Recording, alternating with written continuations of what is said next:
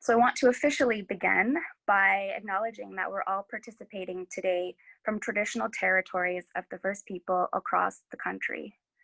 I'm in my home province today of New Brunswick in the Fredericton area on the unceded territory of the Wolastoqiyik people. The Wolastoq Nations reside along the Wolastoq or the St. John River. And I ask that you take a moment to yourself to acknowledge the territory from which you are participating. And we thank the land for providing the spaces from which we meet virtually today and for the positive energy for convening these important discussions.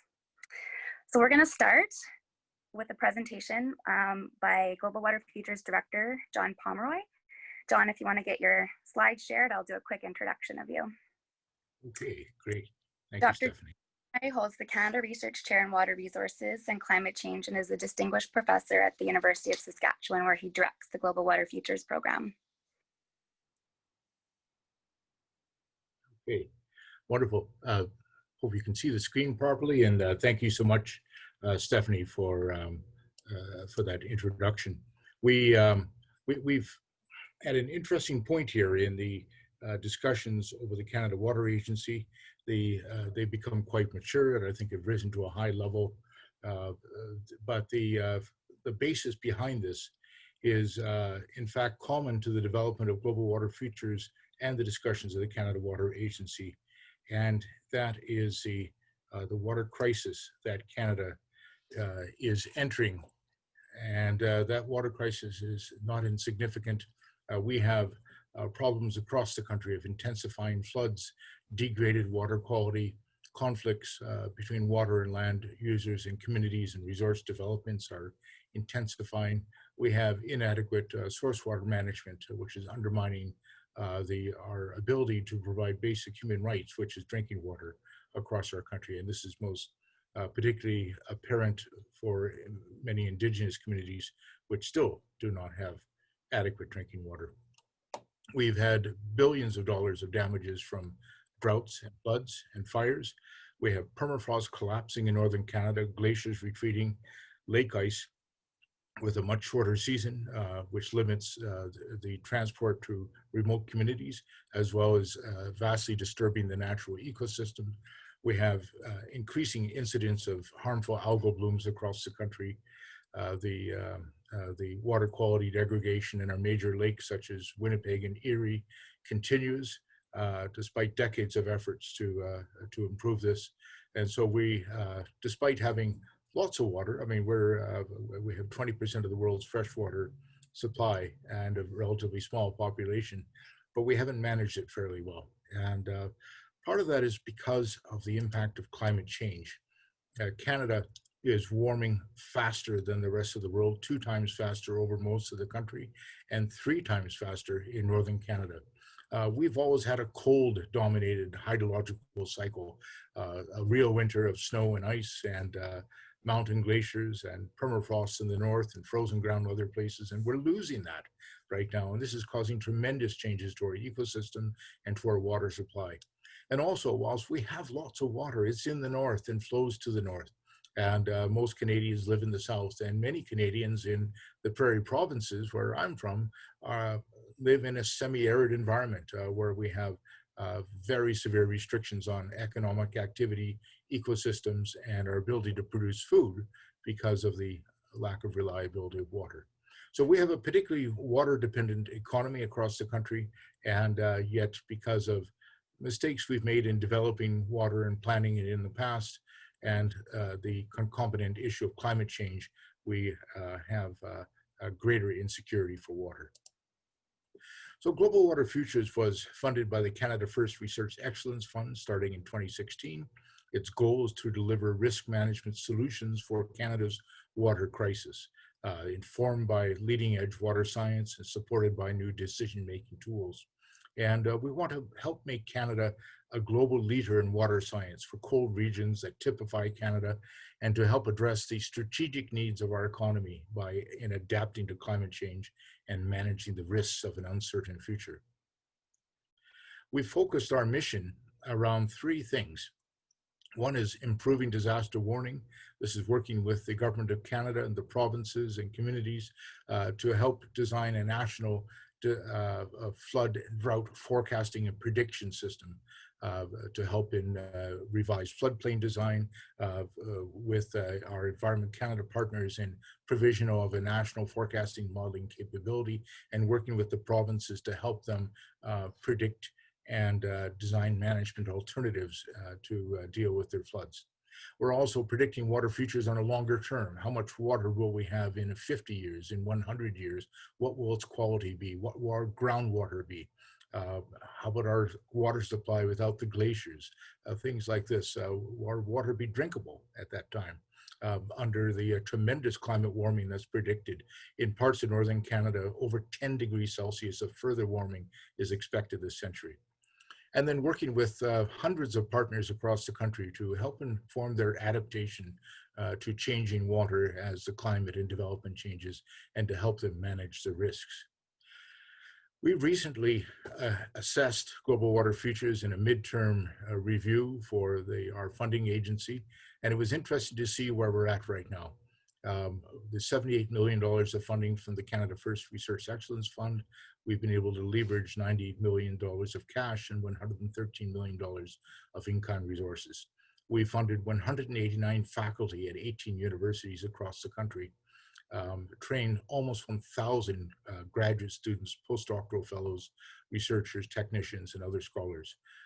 786 publications as of this spring, 1,852 presentations, 150 graduate theses, 3,200 stories in the media. So it's been a tremendously active network, and working to help design flood forecasting systems, setting up observatories across the country, bringing principles of equity, diversity, inclusion into water and society, informing and bringing this information to help advise the development of the Canada Water Agency in an informal role, and even things like environmental DNA analysis, good for invasive species, also good for detecting COVID in our communities.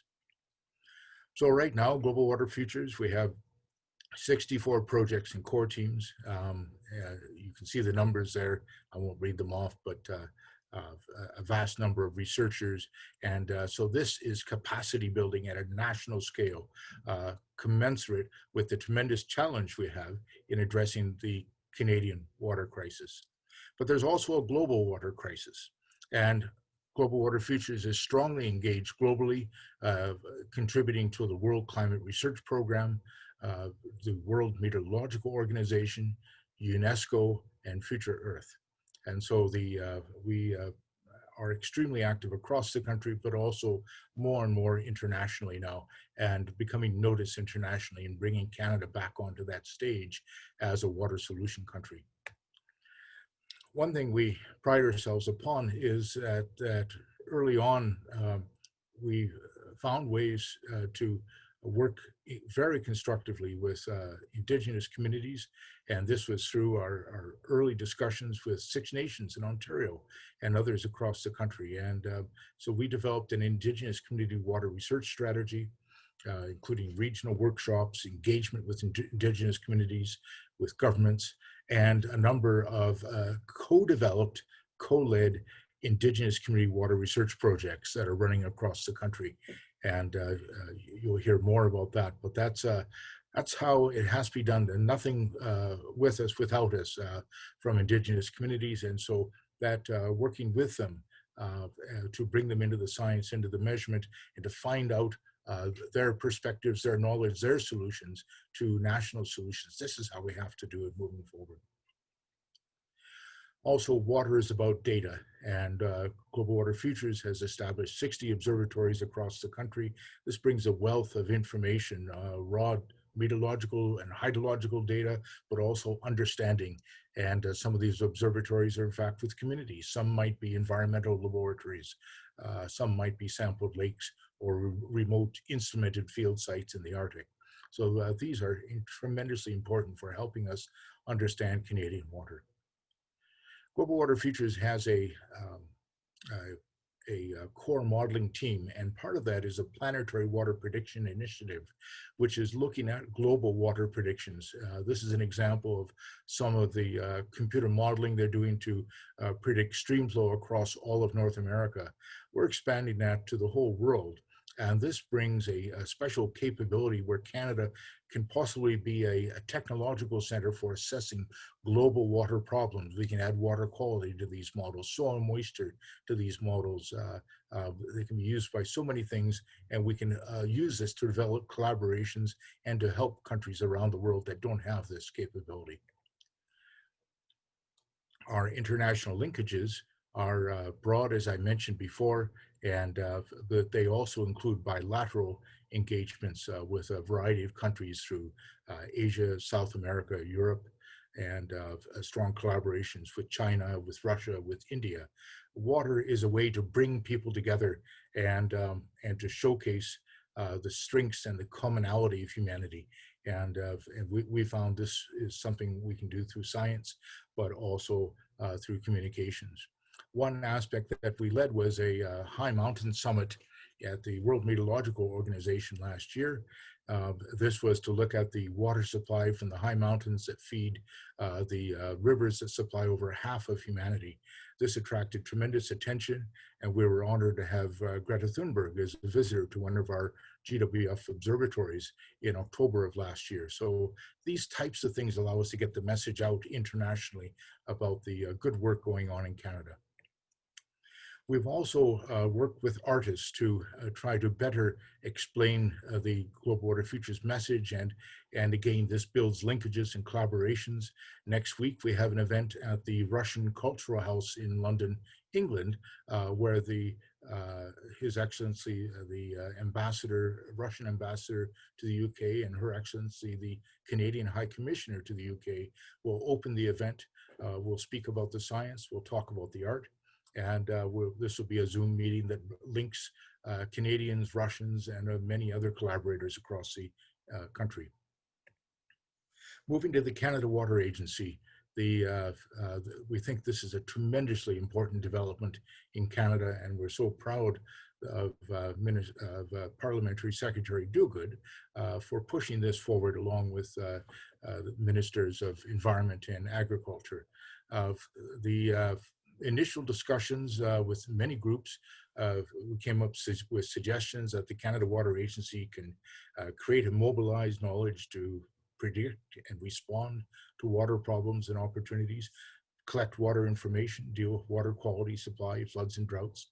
It could strengthen transboundary water management across the country, avoiding disputes before they occur, adapting to climate change, flood damage reduction, promoting agricultural beneficial management practices to help save our lakes. Strengthen reconciliation of Indigenous people, very strongly enunciated, and implementing the UN Declaration of the Rights of Indigenous People in federal law and management, we think would be a wonderful move forward. And then improving collaborative river basin management with the provinces, internationally, nationally, making sure communities and Indigenous nations are at the table, and using these partnerships to restore our river basins and our water. So we had a series of webinars with our partners, with the Water Security for Canadians Collaborative that Stephanie mentioned, and to see about engaging the water science monitoring and prediction community, and they are engaged.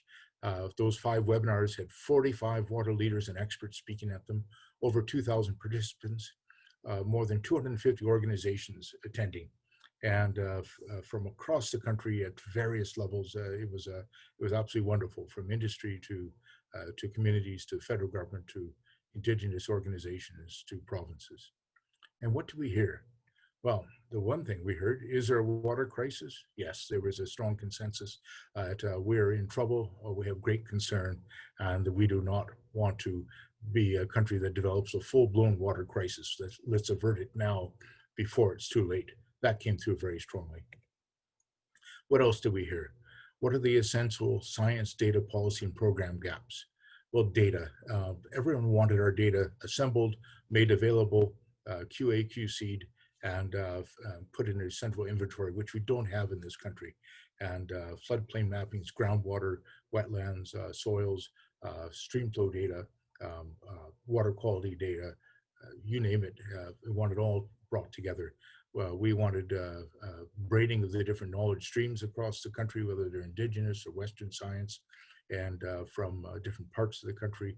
We felt there was a need for, people felt there was a need for modernized water legislation. As to what role the Canada Water Agency might play in filling those gaps, participants felt it should establish national and follow international standards and protocols, that we should have a national stream flow, water quality, and flood drought forecasting system, that the agency should have a value-added mobilization and transfer of water data and information, and co-draft modern legislation with Indigenous nations. What about the federal, provincial, territorial cooperation?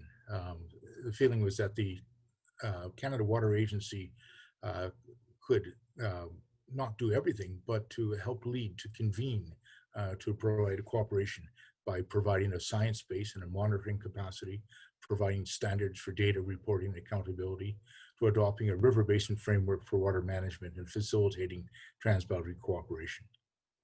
The question about how the agency should work with Indigenous peoples. Remember, nothing about us without us. They have to be fully engaged in that and should be leading those aspects. This is important to leverage capabilities and credibility with Indigenous-led knowledge generation. We've seen wonderful examples of this in Global Water Futures, and I think the country would benefit tremendously from this. To acknowledge Indigenous jurisdiction water management frameworks and consider alternative structures to worldviews and processes. So 10 reflections on the consultations that we've seen. There's a sense of urgency right now. We are in a crisis. We need to do this now. We know how beneficial it was to Canada to set up the Public Health Agency of Canada in 2004 before COVID hit, and to be ready. And we have to be ready for the next floods, the next droughts, the next massive natural disasters, which are likely to exceed anything we've seen in our history. There's widespread interest and support for the agency. People generally love the concept. There's great talent, expertise, data, information models to be leveraged from across the country. We brought into the agency. The university would like to participate. The provinces want to participate. The communities and Indigenous nations want to participate. There are existing water networks and organizations that can help support the agency complete its mandate and functions. There are high expectations for partnership and engagement with Indigenous peoples that the agency must try to meet. There's uncertainty, but interest in connecting to provincial territorial jurisdictions. It needs to be carefully defined, that federal, provincial, territorial role to respect our constitution and to manage our water well as a country. The roles of municipalities and local governments need more consideration. There has to be a balance between responding quickly to problems and proper processes. And there were concerns expressed about slow policy making and the current political cycle and what could be accomplished now. There's certainly an interest in complementary legislative reform. The Canada Water Act is 50 years old this year, doesn't mention Indigenous nations, and is not up to the task of a 21st century water crisis. So that needs to be looked at for revision. Next steps, get the agency established, get it up, and then start to scale up its mandate and function over time. But get those tent pegs in the ground. Ralph Goodale said that very clearly. Right away, initiate co-development with Indigenous nations. They should be in from the very beginning of this and through all of its processes. The agency will need resources. We hope that they're committed in budget 2021. And then a more fulsome build out of the agency's capacities over time. And we look forward to seeing that. So I'll wrap up there, and thank you so much. We look forward to hearing from Terry Duguid on the next steps from the federal government in the development of the Canada Water Agency. It's an exciting time and it's a dream coming true. So thank you so much, Terry. Great, thanks, John. We're going to move right away to introducing Parliamentary Secretary Terry Duguid. Terry Duguid was elected as a Member of Parliament for Winnipeg South in 2015 and was re-elected in 2019. He's currently the Parliamentary Secretary to the Minister of Environment and Climate Change, and in respect to establishing the Canada Water Agency. Over his career, he has demonstrated many examples of leadership in community building and environmental protection in both the public and private sectors. Parliamentary Secretary Duguid joined us for our first opening webinar in May, and we're very thankful that he has agreed to join us again to give us a little bit update on the agency development process and maybe a bit of reaction to all of the information that's been coming forward through Environment and Climate Change Canada's engagement process on the development to date. So thanks for joining us. Well, thank you, Stephanie, for that introduction. Good morning, good afternoon, everyone, wherever you are in Canada. And let me start by thanking Global Water Futures, John, Stephanie, and the rest of their team for hosting today's event and for their active engagement in the development of a Canada Water Agency. Let me also begin by recognizing that I am addressing you from Treaty 1 territory, the homeland of the Métis Nation here in Manitoba, where we're celebrating our 150th year. I think the last few months have really shown us that Canadians want a healthy future with cleaner air and cleaner water for their children and grandchildren. And they know that a clean and safe freshwater supply is essential to our well-being, our health, and our economy. Freshwater sustains life on Earth. It supplies our drinking water, grows our food, and supports our ecosystems. And while Canada is a water-rich country with the longest coastline in the world, freshwater challenges are intensifying, due in large part to climate change. And John covered that very, very well. A Canada Water Agency presents an incredible opportunity for greater collaboration in Canada to protect and manage our freshwater resources sustainably. This fall, I am sure many of you shared my enthusiasm to see the creation of a new Canada Water Agency to enhance freshwater protection across Canada, prioritized in the 2020 Speech from the Throne. Environment and Climate Change Canada is leading on the implementation of this priority with support from Agriculture and Agri-Food Canada, and I am very deeply honored that the Minister of Environment and Climate Change, the Honourable Jonathan Wilkinson, has asked me to lead this effort.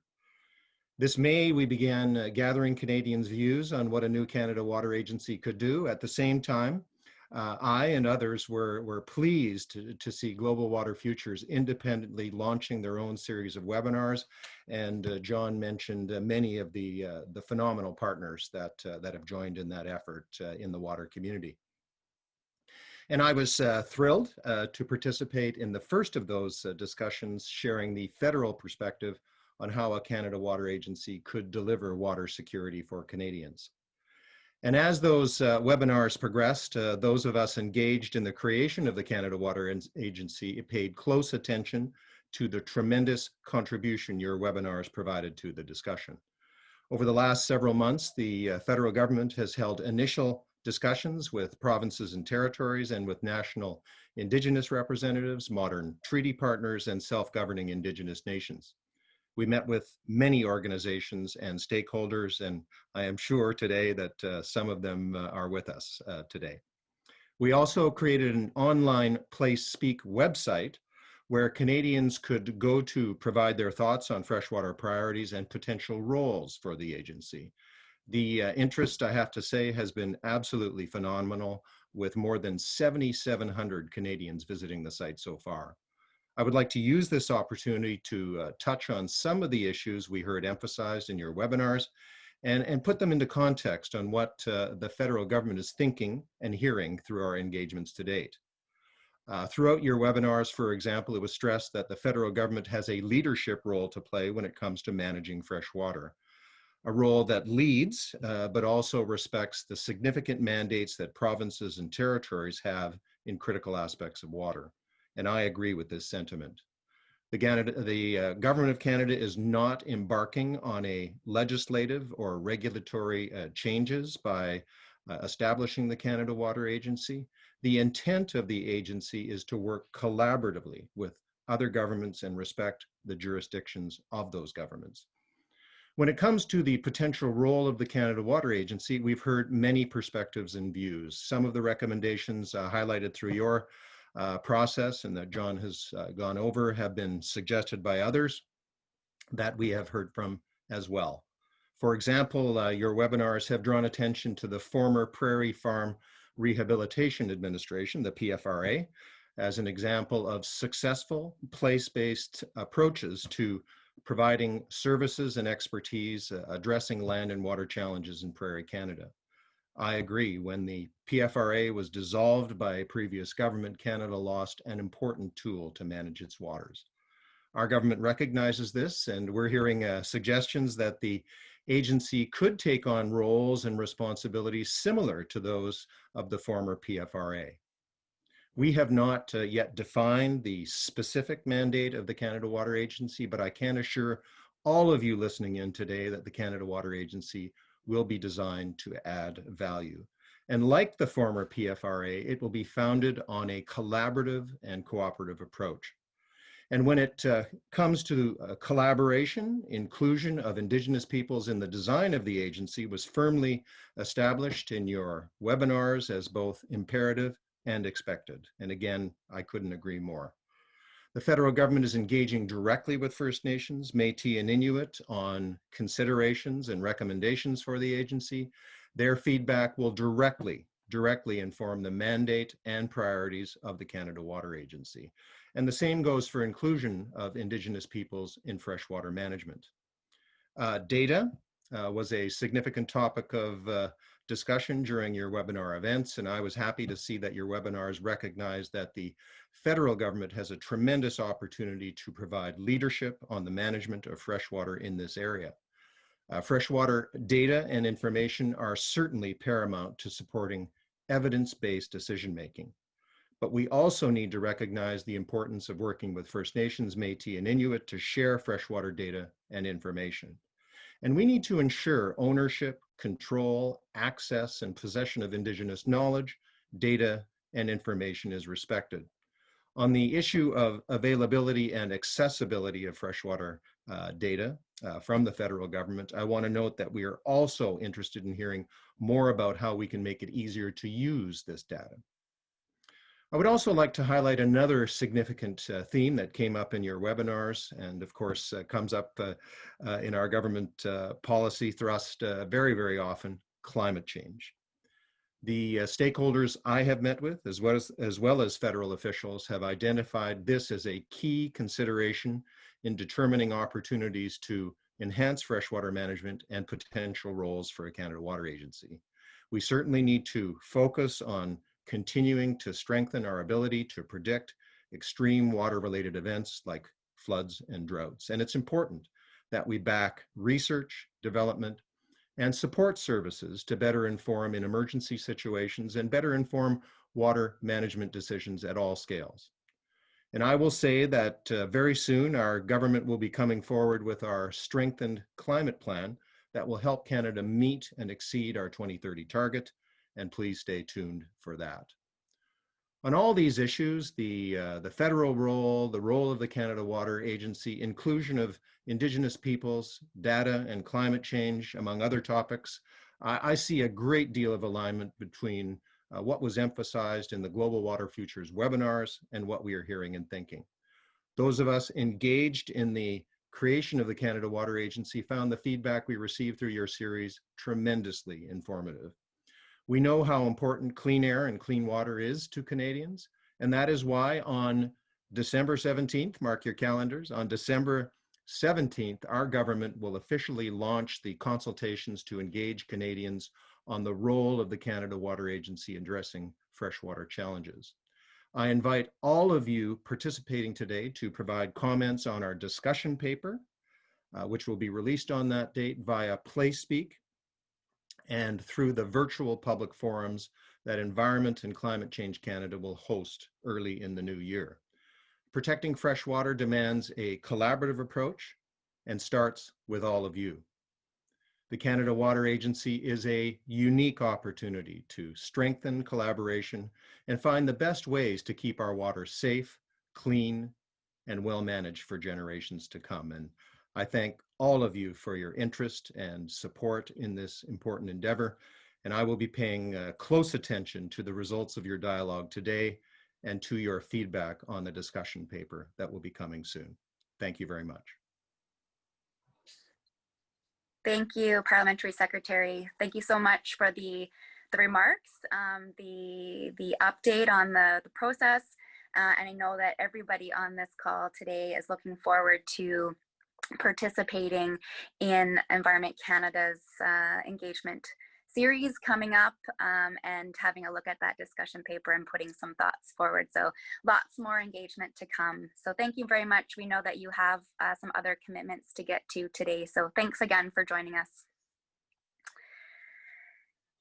Okay, we're gonna continue on with our panel discussions. We have 5 fantastic guests, and that discussion will be chaired by Dr. Tom Axworthy.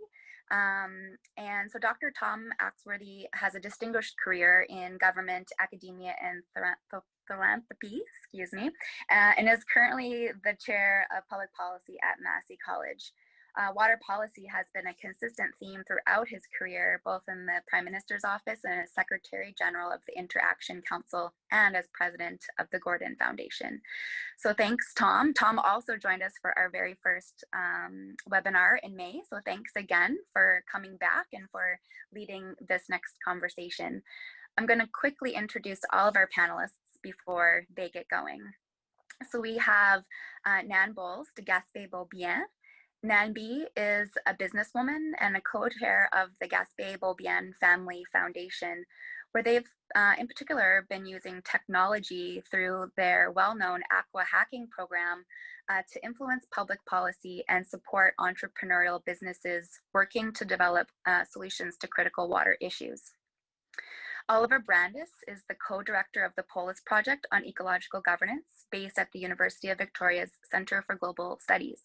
His focus is on water sustainability, sound resource management, public policy development, and ecologically based legal and institutional reform. Chief Mark Hill is Chief of 6 Nations of the Grand River, the most populous First Nation in Canada. He was elected chief in 2019 after spending nearly a decade as a band councillor. He was raised on Six Nation and is a member of the Lower Cayuga Nation Bear Clan. Bob Sanford holds the Global Water Futures Chair in Water and Climate Security at the United Nations University Institute for Water, Environment, and Health. Bob is an accomplished writer and policy advisor and is committed to translating scientific research outcomes into plain language for decision makers. Colleen Sklar is the executive director of the Winnipeg Metropolitan Region, where she works with local leaders to build opportunities for collaboration in land use planning, infrastructure investment, economic development, and water management and protection. So I want to thank you all for joining us today. Tom, I invite you to start the conversation. Well, good. Thank you, Stephanie. And we have a very distinguished panel to drill down on some of the areas that the webinars and the consultations we have done have brought to the top of the agenda. And John has summarized some of the findings in a very good and comprehensive way in his presentation, and Terry Duguid has told us where we are in terms of the federal government process. One element, I think, just to briefly emphasize before I turn it to our panelists to comment on particular pieces of this puzzle, is that there have been over 2,000 individuals have registered for this webinar series. As John outlined, a host of organizations have really contributed to this. Several are on the panel today, the Beaubien Foundation, the Gordon Foundation, Institute of Sustainable Development, which worked on the data management issue. The Forum for the Leadership on Water provided a lot of the intellectual firepower behind the background papers that have been sent out to participants across this process. So when we talk about an agency that should try to be inclusive and collaborative, as much as possible, the water community through the webinar series has tried to achieve it exactly that. And so I want to add my thanks to everybody who has contributed to that process. So let's begin and look at some of the issues that John briefly described. And I think I'd like to start with Nan, if I could. That the Beaubien Foundation sponsored webinars which really engaged the community across Quebec, and the Aqua Forum really focused on entrepreneurship and how entrepreneurs could bring their skills to try to transform the water sector. So Nan, I'd like to start with you to give us your comments and your perspective on what was said to you in Quebec, and your strong support for the entrepreneurship and the technology aspect of water issues, and how the agency might make a contribution to those themes. Thank you, Tom. It's nice to be back working with you again, by the way, after many, many years. Let me begin by saying we're not just in Quebec, although that's certainly our headquarters. But what I'd like to share is what a small foundation, very small foundation, can do in the world of work.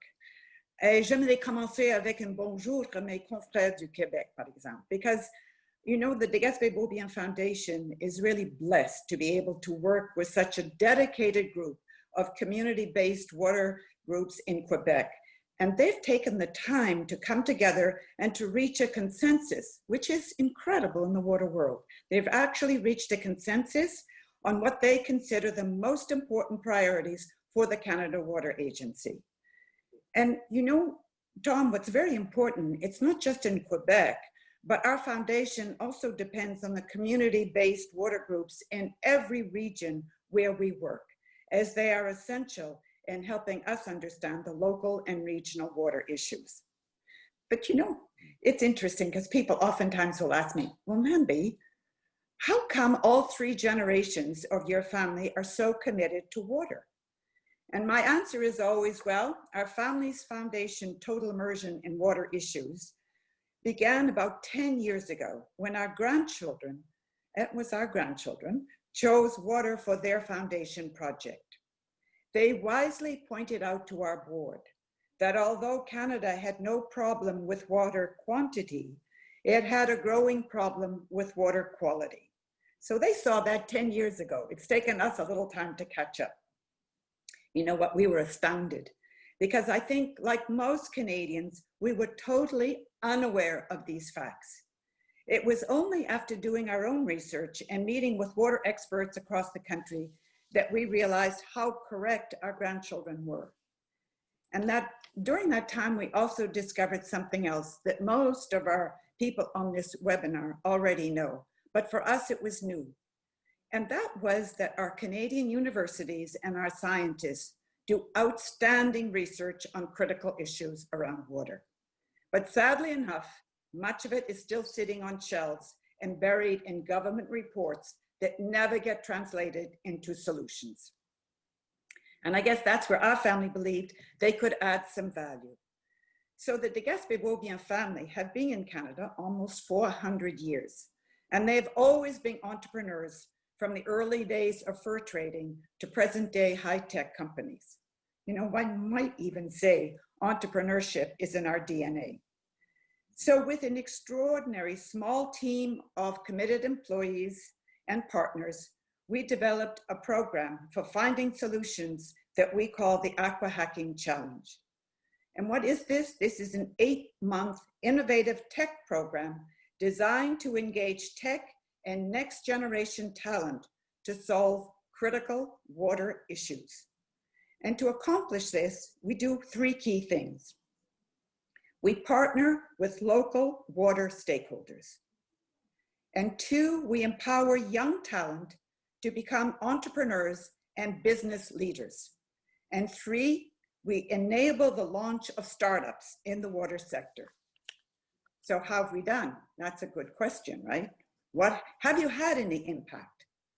Well, in the 5 years since inception, Aqua Hacking has become pan-Canadian. Yes, we're headquartered in Quebec, Tom, but we work with many regional partners across Canada. For example, this year we worked with regional partners in BC, Winnipeg, and the Atlantic provinces.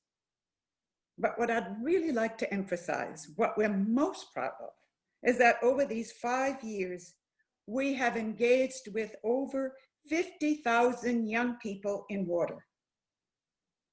We have helped found 28 active entrepreneurial startups tackling the critical issues across the whole water cycle, from farmlands to urban areas, from drinking water to wastewater, and everything in between.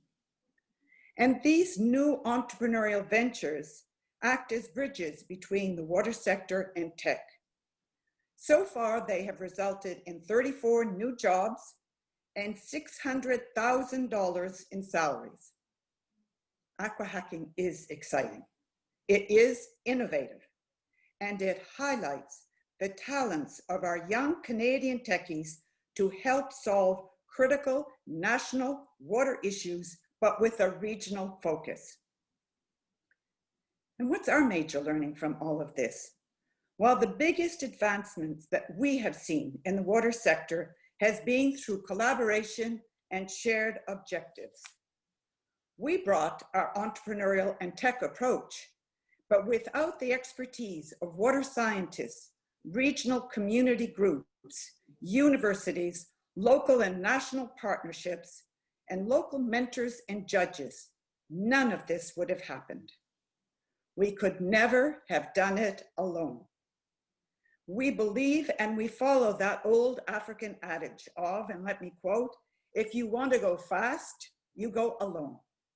If you want to go far, you go in partnership. But we also believe, as Al Gore just recently pointed out, today we must go both far and fast because time is running out. To succeed in raising the awareness of Canadians, and that's very important to us, around the issues of water, we need all of us in the water sector collaborating and working together. None of us is as good as all of us. We in Aqua Hacking and in the De Gaspé-Beaubien Foundation are a bridge between water, tech, and entrepreneurial youth due to our programming. But if we are to solve our water issues, we must come together across the country, across sectors, and across generations. And what could be the more perfect vehicle to do this than the Canada Water Agency? You know, I just want to finish, Tom, by expressing that 2020 has been a tough year, difficult year for all of us. But I think we have accomplished quite a many awesome things together. So I just want to leave us all with, as we look back and look at all we've done, we take courage for what we're going to do in 2021. So thank you for this opportunity. Thank you. Well, thank you, Nan, and thank you for having such a positive note in such a depressing year. That's very useful. Colleen, I'd like to go to you next. In the webinar, particularly on agriculture,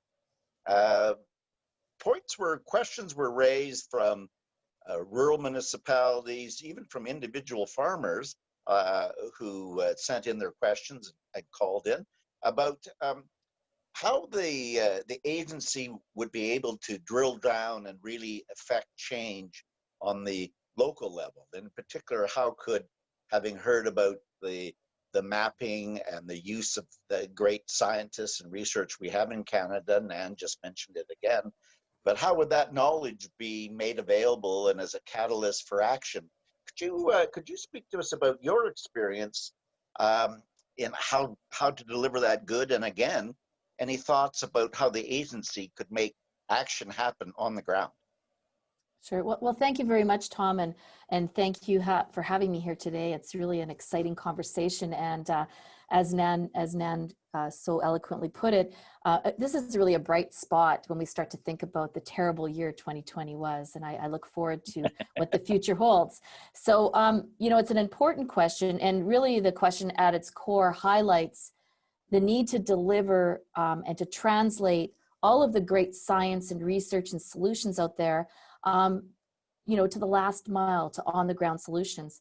Over the past 15 years, I've been involved in conversations on water and wastewater practices, and it's become really more and more evident to me that there's a disconnect between the solutions and what is actually rolling out on the ground.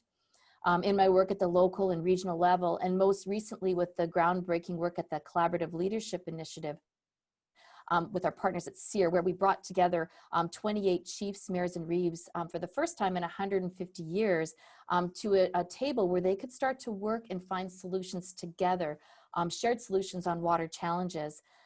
It's become increasingly clear to me that although there's no shortage of ideas and solutions and research and technological advances or peer-reviewed best practice, there really seems to be a lack of capacity to execute at that ground level.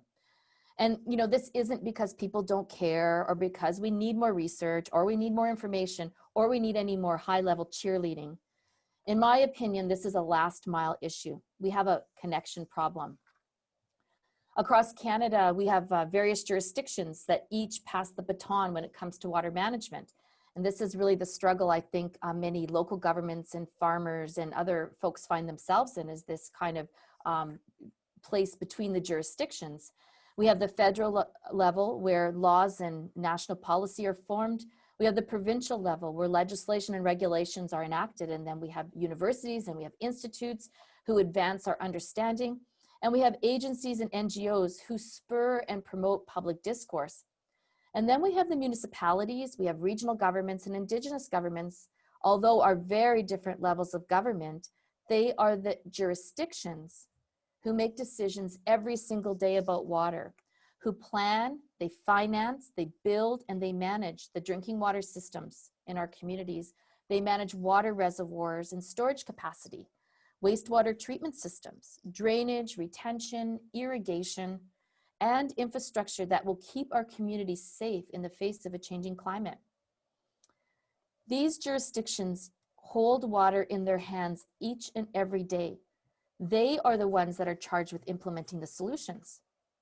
Municipalities, regional governments, and Indigenous governments are passed the baton from the other levels and other jurisdictions, but they have very limited capacity and very, very few can go the last mile.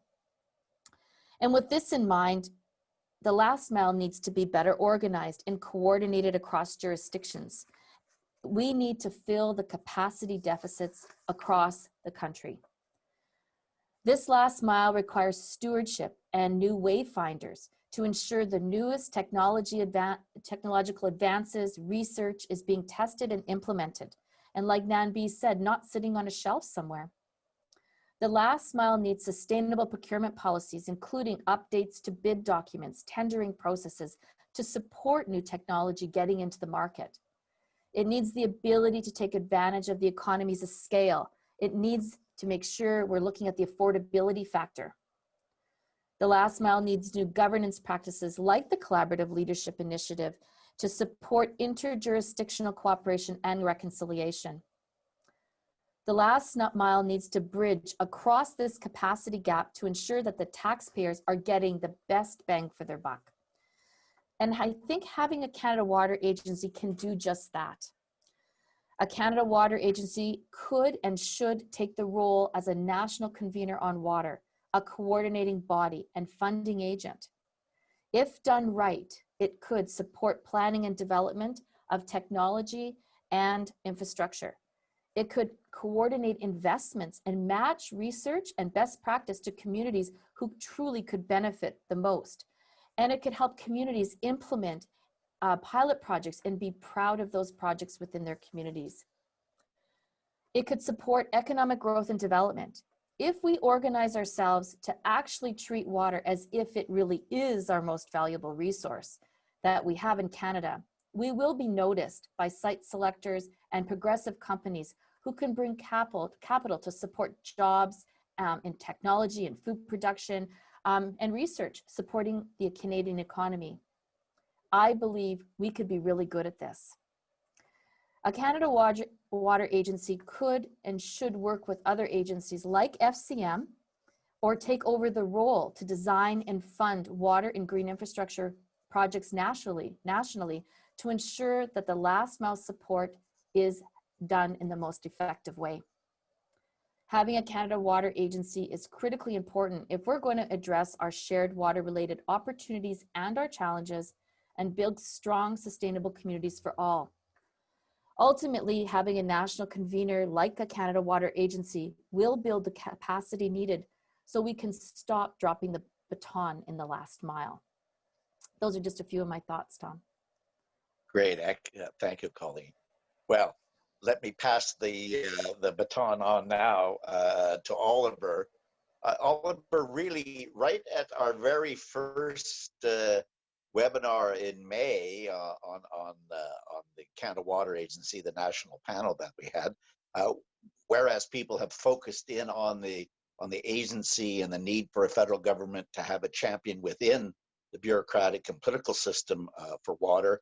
Right from the start, though, people also made the point that the agency was a mechanism, and what was critical was what would follow in terms of the Canada Water Act or other kinds of pieces of what's necessary for a robust water policy for the 21st century.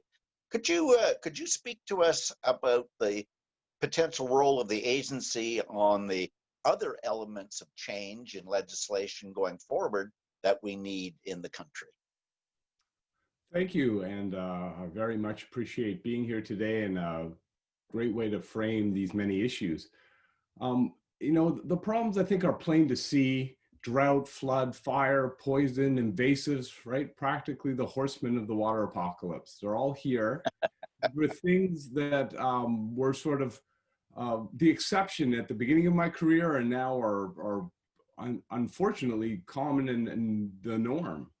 And so, and I already see the thread being picked up that when we talk about water in the past, it was often just as an environmental problem, but instead we need to daylight that it is much more of a cross-cutting problem. It affects everything: community health, economic prosperity. Thus, it becomes a cross-government and indeed a society as a whole kind of issue. This cross-cutting nature really emphasizes the need for such an agency, and in general for the federal government and all governments really to do their jobs, right?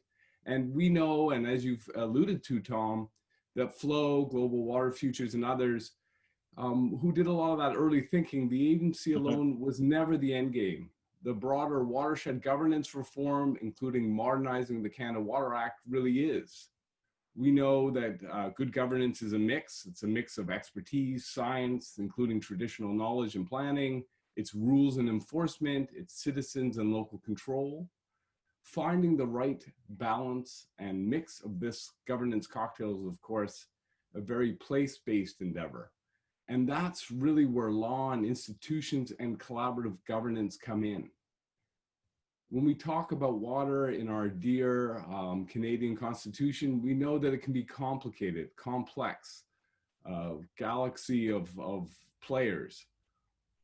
We also know that the Constitution doesn't mention water at all, and that in fact it's going to be a minimum of 4, and I emphasize 4 orders of government, right? Federal, provincial, territorial, we're used to that, local, of course, and Indigenous, which is something that we've really missed out on. The Indigenous authority all playing a role. And like any ship destined for more promising waters, many hands need to be on the oars, and one lax rower can topple the whole boat. So we know that when we come to water management and decisions, the heavy lifting will be done by the provincial and territorial governments in the Crown context, and with Indigenous nations in their traditional territory in a shared or co-governance context. And when we think about the federal role, it's not so much that direct water management, but instead the things that touch water: fish, boats, federal land, parks, big projects, borders. The agency will, of course, help do that federal aspect well. and consolidate many of those functions, hopefully clarifying that accountability. So helping us achieve that part of the complex constitutional puzzle. But it also has this critical table setting role, making the Federation work for water. There are many things that the government may not be required to do, but would be required to do in partnership. That's where the agency helps the regions do better in their part, and as this stepping stone, as you've alluded to this broader reform, where we talk about Canada's network or a web of freshwater laws, policies, and institutions. I can think of, and many of my colleagues have thought of, these 4 key areas of federal leadership: creating and mobilizing knowledge needed to predict and respond to the water problems, strengthening transboundary water management and cooperative federalism, strengthening reconciliation with Indigenous people, and improving collaborative river basin planning. Entrenching this in a legal regime helps build accountability, helps mobilize the resources, helps create a structure that can effectively address this. And when we talk about planning, we're not talking about that top-down process from many decades ago, but the enabler of local actions and solutions, the ability to deploy multiple authorities and create shared governance. To resolve, hey, even better yet, maybe avoid conflicts at the community or between provinces. And I think in a critical example, something that really illustrates the point is the idea of a robust protection of environmental flows. Not just enough water for fish to survive, but also to thrive. The agency playing a role to ensure the quality and quantity for watershed security and resilience. With this underlying key linkage between environmental flows and to watershed health, to Indigenous rights, it becomes actually central to reconciliation as a serious approach. So let me illustrate what a Canada Water Act may offer. We know that it's a creature of the 70s, so that's 50 years ago. That's quite a long time. It did many good things, but in a modern sense, a 21st century Canada Water Act would have some attributes or some characteristics. It would be co-drafted with Indigenous people, thereby manifesting a reconciliation type approach, a co-governance, multi-authority effort. It would enable this integrated river basin planning and management. It would create the venue for accountability, oversight. It would create the kernel upon which some resources could flow. It would strengthen federal roles in transboundary water management, where maybe a more direct role is needed. It would provide authority and mandate for the host of new federal water institutions, thus making the Canada Water Agency really lock in. There's many very concrete ways. It could require minimums for environmental flows, for quality, for quantity. It could help move us past just an emergency power type approach to a peace, order, good government power, to allow us to be more proactive and not reactive. It would embody this role of UNDRIP. Where I'm from, out in BC, we have legislation called the Declaration for the Rights of Indigenous Peoples Act, which is really the manifestation of UNDRIP to enable this kind of co-governance approach to manifest. And of course, as any lawyer in the field knows, there's many innovative legal tools like the public trust doctrine, these formalized protections for environmental flow, the ability to create incentives for sharing, for releasing funds, for creating new bodies that can help co-govern at that regional scale. This is really what's on offer and the kinds of changes that are complex in the 21st century. And we really need an agency to help open many of these doors and help be the tip of that spear to move that forward.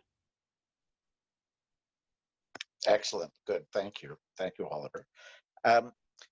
Oliver's mentioned as one of the objectives going forward, co-drafting with Indigenous leaders, the possible Canada Waters Act. And Chief Hill hosted our webinar with 6 nations on the role of Indigenous nations and cultures in helping to create our water institutions. And many points were brought up in that session, in that seminar. One of them being that our Indigenous peoples have had an ethic on water for millennia, that the rest of the country should adopt. So I'd like to put that the Canada Water Agency is not yet created, as Terry Duguid said.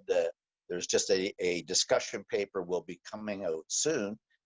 I'd like your thoughts on how Indigenous leaders can engage in the creation of this agency right at the ground floor, so that it can start off in the path of reconciliation and then bring that content that Indigenous peoples have always had about water to the very formation of this new agency.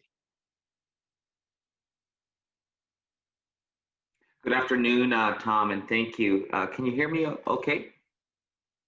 Yeah. Okay, perfect. I'm just going to do a share screen really quickly. I do have a slide quickly prepared. But again, I just want to thank you to all of the panelists, as well as John, for the invitation, inviting me to join as a panelist on such an important discussion today. I also want to acknowledge the other panelists on the line, as well as all of the participants. Again, you know, as we see what's happening across the globe, and even what's happening within our own country, you know, even specifically to the most recent announcement from the government that they will not meet the promised target of ending water boil advisories to First Nations communities. So I just want to provide quickly a background. Can you see my screen okay? Yes.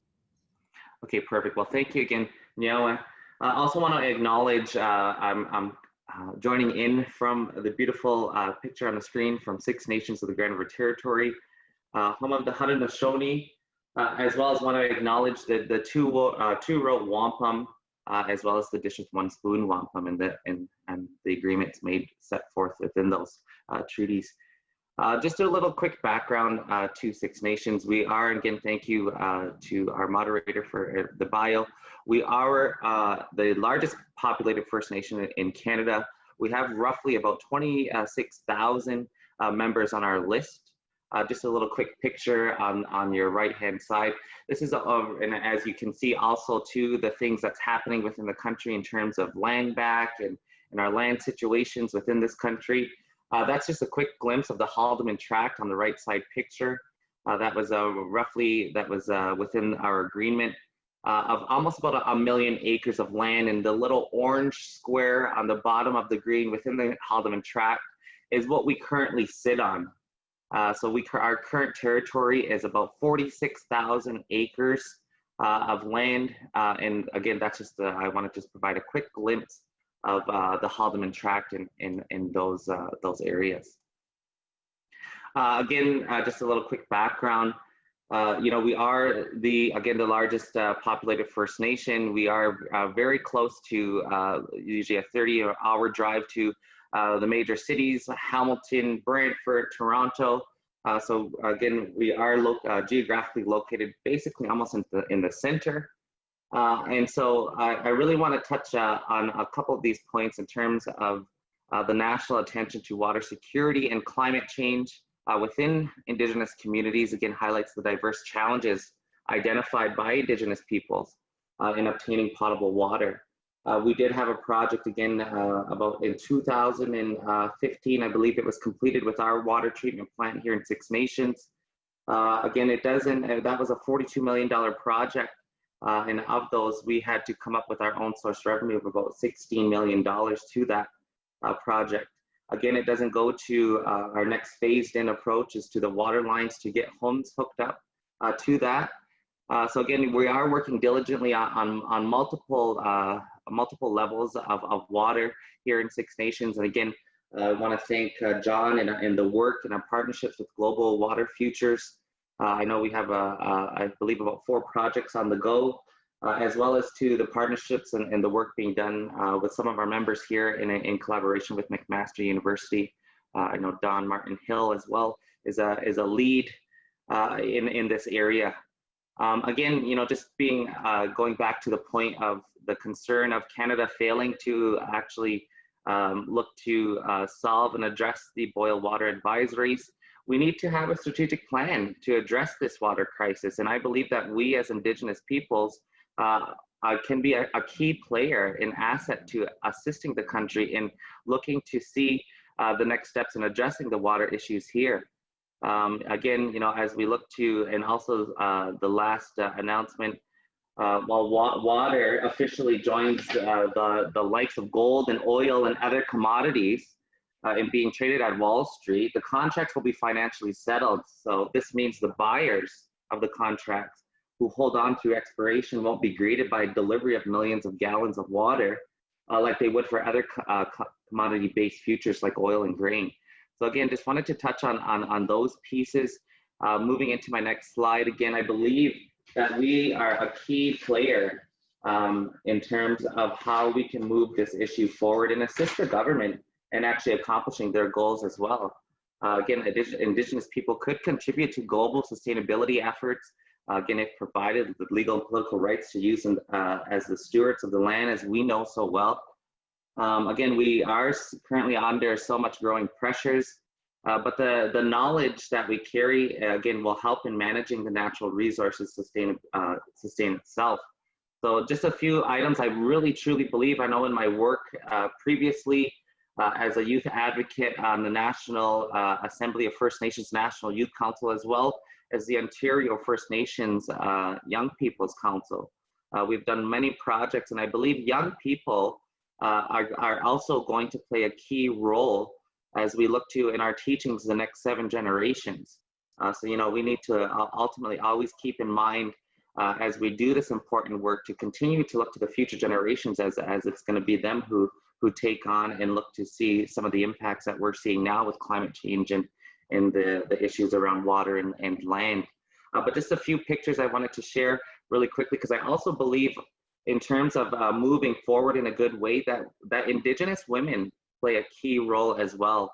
To your right, you'll see at the bottom right picture is one of our advocates here in Six Nations, Makasha Looking Horse, who again is an amazing advocate for water here and around the country as well. In addition to Autumn Pelchier, as well as our elders and our clan mothers and women. I believe even one of them, as mentioned, as some of you may know, grandmother Josephine, who walked over 17,000 kilometers around the Great Lakes, who made that and looked to these areas of advocating for such important issues like water and the basic human rights of having access to potable drinking water. So, I think in terms of how we actually look to the next steps, that Indigenous women, for me, is definitely an asset to how we can continue to move forward and grow. And I think, when we look to see Josephine's work in all of the advocacy that she has done, we need to honor those people. And what's, to me, by honoring them in the best way is actually having action and getting this work completed. Again, that's for me. So I truly believe that as stewards of the land and the protection of Mother Earth, that Indigenous people, not only inclusive to Indigenous women, as well as young people, are going to play a vital role as we move forward. My next slide, again, I just want to go to the point of, we do have Six Nations has 7 universities within a 2-hour drive of where we're located. We have dozens of research projects on environment, sciences, women, health, youth, and law. We have locally over 10 local PhDs within our community, as well as several medical doctors and lawyers.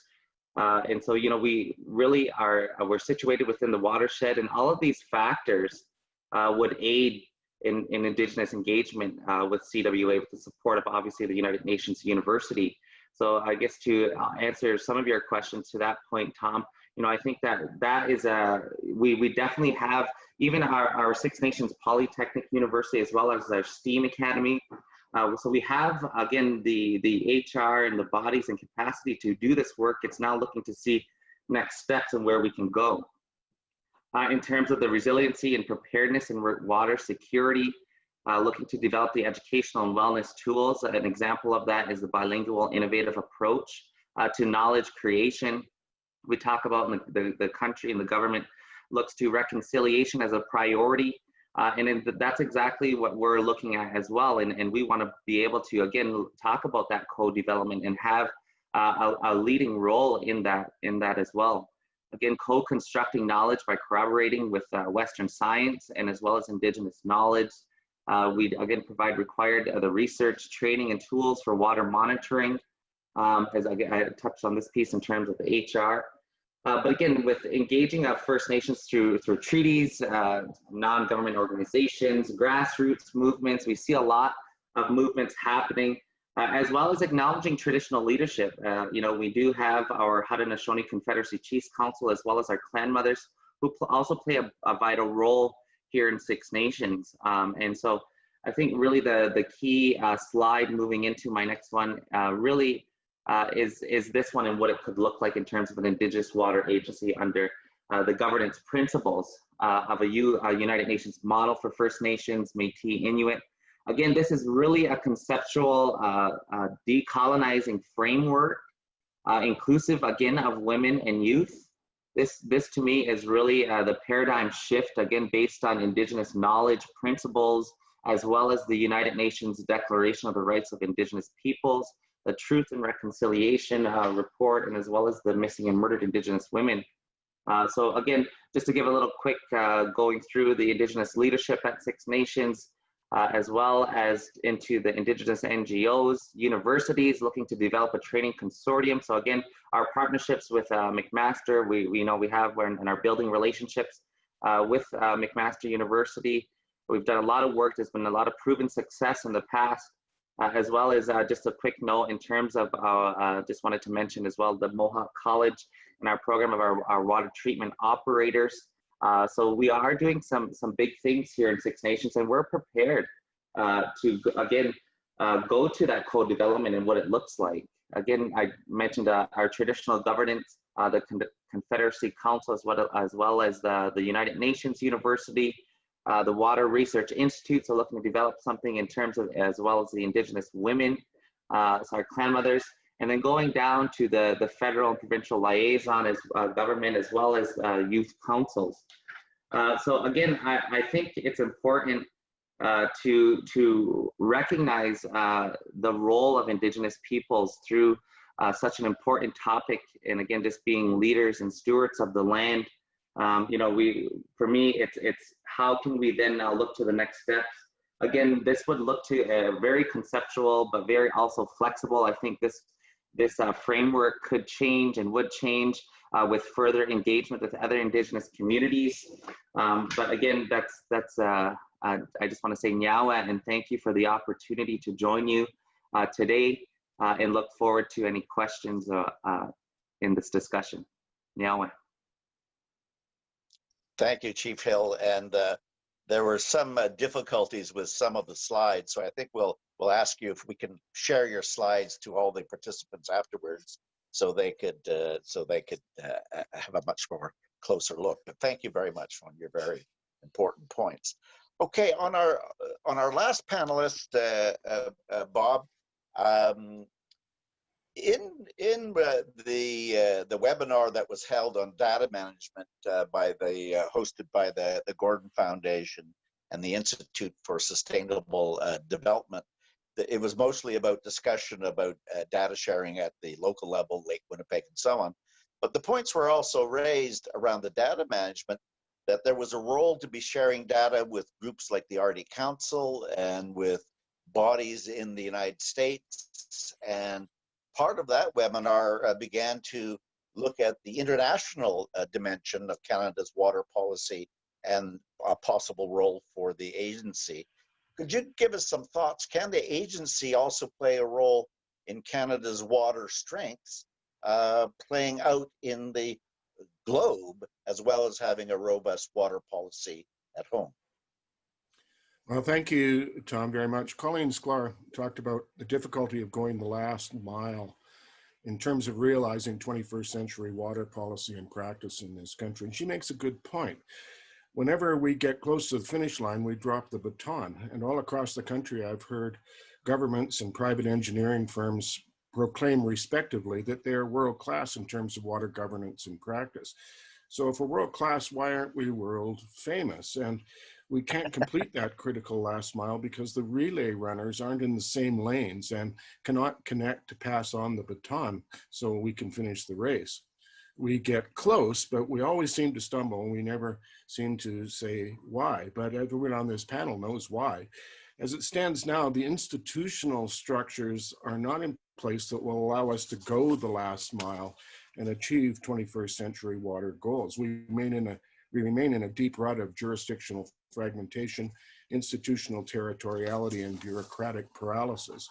That said, the opportunity that is before us now is to get our water sector out of its silos and into the same running lane. And what is needed is a carefully orchestrated flow of energies upward and outward from the water sector, focused on how much we know about and how much we respect water, and how valuable to others what we might have to offer might be. So what might such a new flow of energy look like? Well, let's examine it, what it looks like when Canada gets its act together domestically, and then in terms of foreign policy, and the effect that this has had in the past on our reputation on the world stage. So remember when the last time we were world famous, remember how we spent decades building a world-renowned reputation for peacekeeping and peacemaking? So let's reflect for a moment on how Canada did that. What Canada did was create not a vicious, but a virtuous circle. Political leaders convinced the Canadian public that though we are a small nation, there were important things we could do on the world stage. Successive governments and a proud public supported a well-trained military and its deployment to conflict zones abroad. These interventions were informed by Canada's foreign affairs objectives that included strong links to the United Nations and to NATO. Our peacekeeping commitments were also seen as an effective instrument for advancing Canada's international development and foreign aid investments. And our reputation grew to such an extent that Canadians abroad were treated with respect and deference everywhere, and envious young travelers seeking to be welcomed abroad put Canadian flags on their backpacks. So does Canada have an opportunity to create the same kind of virtuous circle domestically and internationally through water? Absolutely. But we had better get moving, as the new administration in the United States is about to revive a 2017 national security strategy to do just that in order to restore their own flagging reputation abroad. And at present, we're not structured to close a virtuous circle linking domestic action and Canadian identity abroad on water, but we could be. So what might that look like? Well, it might look something like this. Political leaders inspire a fuller public recognition of the importance of water to national identity and our prosperity now and in the future. We act on the research outcomes of global water futures networks and others, and we engage our youth. The UN's 2030 Sustainable Development Goals, particularly as they relate to water, are identified and celebrated as something that Canada and Canadians are proud to achieve. Canada begins to see that, informed as it is by a legacy of outstanding scientific research, we really are worthy of an international reputation for technology and innovation. This confidence in itself informs better governance and better last mile choices by jurisdictions, which allows Canada's trade commissioners to take even greater pride in what they're promoting. We not only respect, but celebrate and act upon Indigenous wisdom as it relates especially to the sacredness of water. All of these domestic advancements in tandem inform and then drive what we do in terms of international development, which builds on the reputation of CEDA and other efforts abroad. It's recognized that the Canadian military is already well respected for supplying mobile water treatment and purification capacity in disaster situations, which builds on our legacy of peacekeeping, which casts Canada in a positive light once again in the global geopolitical stage. Protecting water, in fact, could be a new form of peacekeeping and peacemaking. Next, we ourselves as a country begin to meet the targets of SDG 6 linked to water. Through our example and our aid, we facilitate poverty reduction elsewhere and achieve Canada's already established goals in support of the feminist international assistance policy. We help developing countries and the rest of the world do the same. Canadians are now proud of our country's growing reputation with respect to water and commit ever more deeply to meeting our water goals domestically so that we can shine abroad where everyone again is happy to see us. The virtuous circle is therefore complete. So in the creation of this virtuous circle, a newly created Canadian Water Agency could be that unifying and coordinating force to help us go that last mile in the race to create a 21st century national water policy. Canadian participation in the UN's current Decade of Action Water for Sustainable Development might, at the right time, be a perfect platform for announcing Canada's bold new intentions. But as John Pomeroy pointed out, there's urgency here. The virtual circle we want to create is a powerful chemical reaction that wants to happen all on its own. This is a virtual circle that yearns to complete itself. And as Nan B said, this could be the best thing that comes out of this terrible year. So let's get out of our own way and let it happen. Thanks, Tom.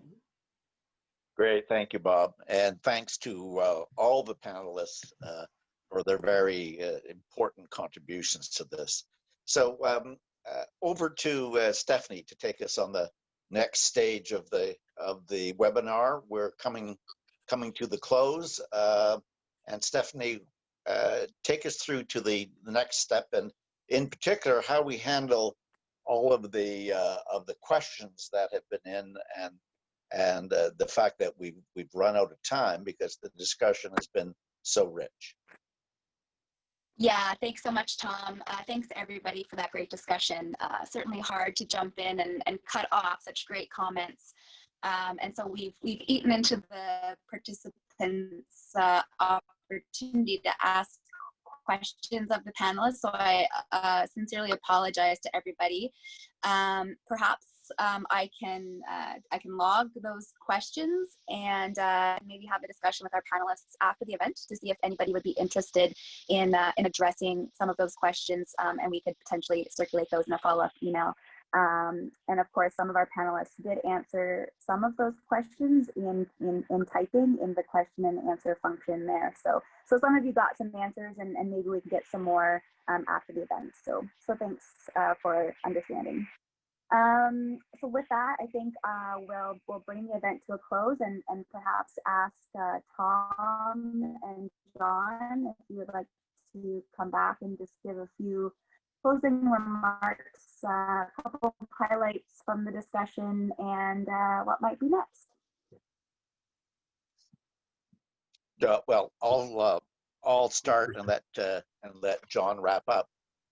What we heard on the discussion right now is that the potential role of the agency is not just on the immediate, but it can have a tremendous impact toward not only achieving water goals, but other goals, such as reconciliation, climate change goals, and Bob has just talked about Canadian development and foreign policy goals.